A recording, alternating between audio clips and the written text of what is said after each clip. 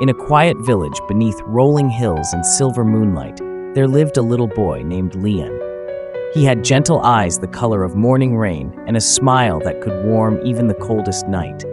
But Leon could not hear the world around him, and he could not speak to it either. He lived in a world of soft silence. While other children laughed and shouted in the fields, Leon watched from afar, tracing shapes in the air with his fingers. He wished every single day to join them, but he didn't know how to call out. He didn't know how to answer back. Still, he never stopped trying. Every morning, Leon carried a small notebook with torn, crooked edges. When he wanted to say something, he wrote it down. "Good morning," he scribbled to the baker. "Can I help?" he wrote to his neighbors. "Do you want to play?" he held up to the children. Most smiled kindly, some shrugged, a few laughed and ran away. But Leon never let his heart grow bitter. His mother always told him, "You speak in different ways, my son. The world will hear you someday." And though he couldn't hear her voice, he felt her warmth, her love, the soft vibration of her hum against his shoulder when she held him close.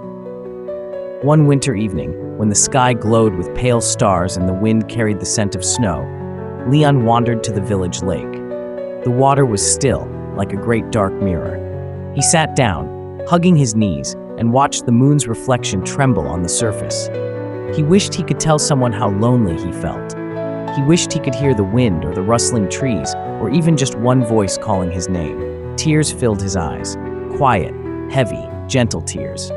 No sound came from him, only small shivers of breath. As he cried, a lantern light flickered nearby. It was May, a little girl who often walked home late from her grandmother's house. She had seen Leon at school, always sitting alone, always smiling quietly. She walked closer, her boots crunching in the snow he could not hear. She sat beside him. Leon quickly wiped his tears, embarrassed. But May touched his hand softly and shook her head. No teasing, no pity, just understanding. She pulled a stick from the ground and wrote in the snow, "Are you lonely?" Leon hesitated, then nodded. May wrote again, "Do you want a friend?" This time, Leon's tears fell faster, but they were softer, lighter. He nodded again. May smiled, bright as the moon on the lake. She held out her mittened hand, and Leon took it.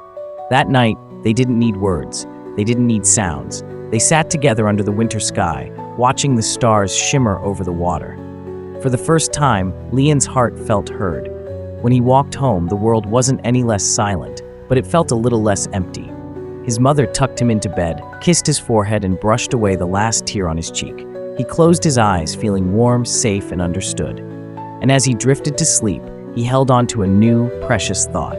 Even in silence, even without a voice, a heart can still speak, and sometimes someone will listen.